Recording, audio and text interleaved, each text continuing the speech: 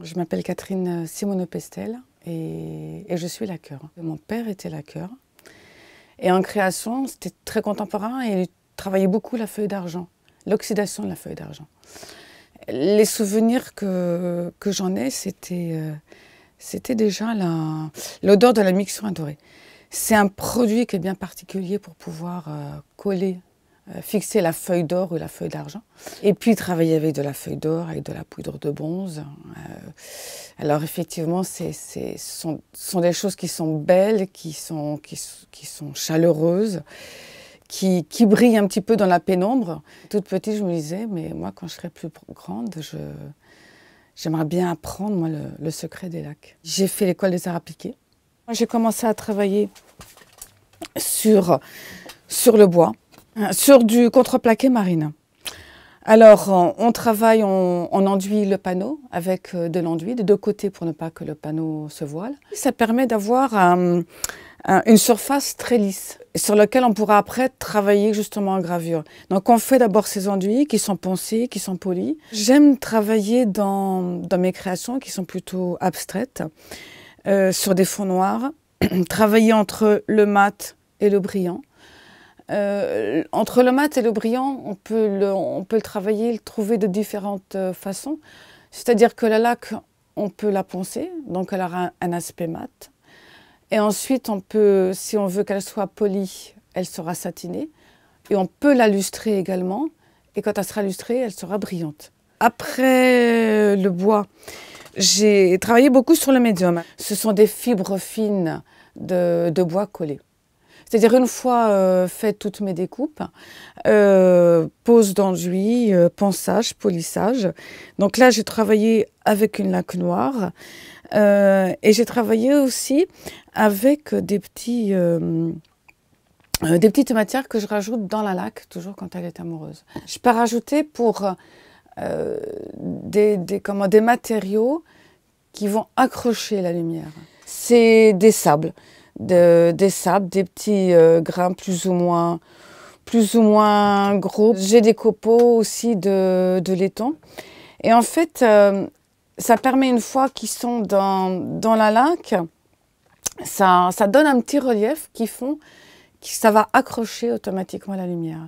Et puis je vais poser après par-dessus soit de la feuille d'argent que je vais oxyder, soit de la feuille d'or pour créer effectivement une nouvelle accroche avec la lumière. Je me suis lancée dans les petits formats et ces petits formats, je ne savais pas comment les présenter et j'ai eu l'idée de les présenter dans un cadre dont j'avais enlevé le fond et sur lequel j'ai mis un plexiglas.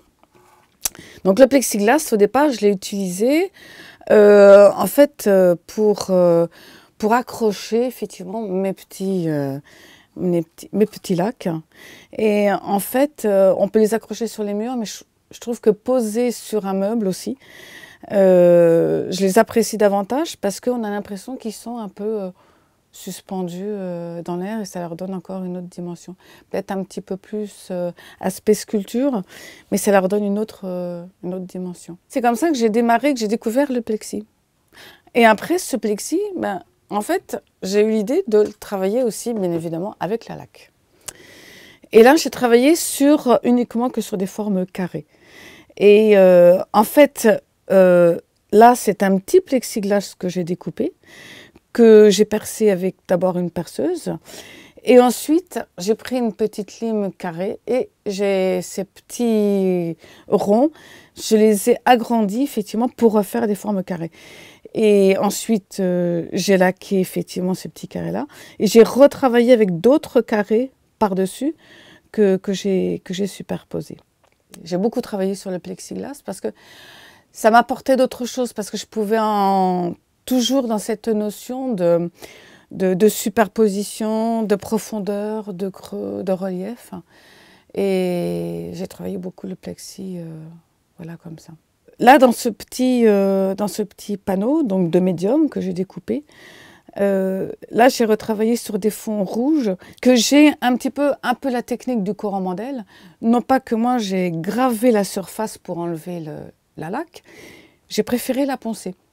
Et en fait, c'était pour mettre en valeur les petits cordons de cuir qui sont accrochés au-dessus et qui sont accrochés dans la laque et auxquels j'ai rajouté un petit peu de coquille d'œuf. Et c'est vrai que comme j'avais l'impression, ça faisait 30 ans que je travaillais sur des supports durs, j'avais envie de découvrir encore un nouveau support. Et là, je me suis aperçue que le papier permettait des nouvelles expériences, quoi. Je travaille avec du papier de soie, du papier bananier, du papier mûrier, du papier d'Himalaya. Ça, ce sont des papiers qui sont assez poreux. Quand la laque rentre dans un papier assez poreux, la laque, elle va pénétrer puis elle va rester mate. Et donc, automatiquement, je m'aperçois qu'avec le papier, je peux travailler effectivement le côté mat que je travaillais, mais le côté brillant aussi.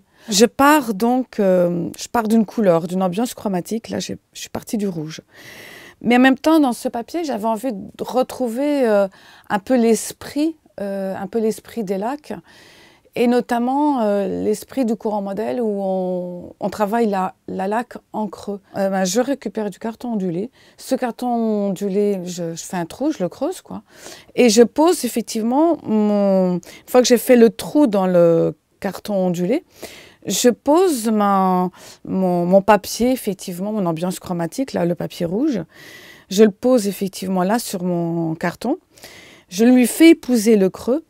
Et ensuite, je vais travailler avec des superpositions de papier plus clairs. Soit des journaux, soit des pages de livres, soit du papier mûrier, soit du papier Himalaya. Et puis, la laque va venir à la fin, avec ce cercle qui est au milieu.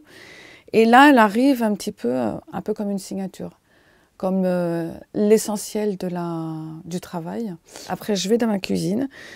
Je récupère tout ce que je trouve dans ma cuisine, que ce soit des tasses à café, que ce soit des bols, que ce soit des verres. Et en fait, je mets de la laque sur le bord. Et ensuite, je le pose un peu comme un tampon. Là, c'est d'abord un fond de papier que j'ai collé sur la toile. Et ensuite, j'ai travaillé avec ma laque. Comme c'est un papier, effectivement, c'est un petit papier gratuit, donc le papier est très poreux, donc la laque a pénétré. Et j'ai retravaillé quand même aussi avec un petit peu de matière acrylique, ce qui m'a permis de faire des empreintes et ce qui a permis effectivement que je puisse poser ma laque et qu'elle reste brillante. Je continue et je travaille maintenant sur la toile, les collages de papier sur la toile. Et là, sur toile, alors toujours, comme je voulais avoir un peu cet esprit toujours un petit peu coromandel, je découpe la toile. Et puis, cette toile, en fait, je fais un trou et puis je fais de l'autre côté pour faire mon petit creux, je fais un petit assemblage de bois autour. Ça me permet justement d'avoir toujours cet esprit de profondeur. Là, sur la toile, je vais partir d'une ambiance colorée, chromatique, mais dans laquelle je vais insérer aussi des matières. Alors, toujours les petits grains, soit de sable, soit les copeaux de laiton, toujours pour créer une matière. Et là, comme sur les assemblages papier, je vais coller des papiers que je vais superposer, que je vais un petit peu déchirer, que je vais arracher, que je vais remettre, pour finir avec effectivement le cercle toujours de laque noire comme signature.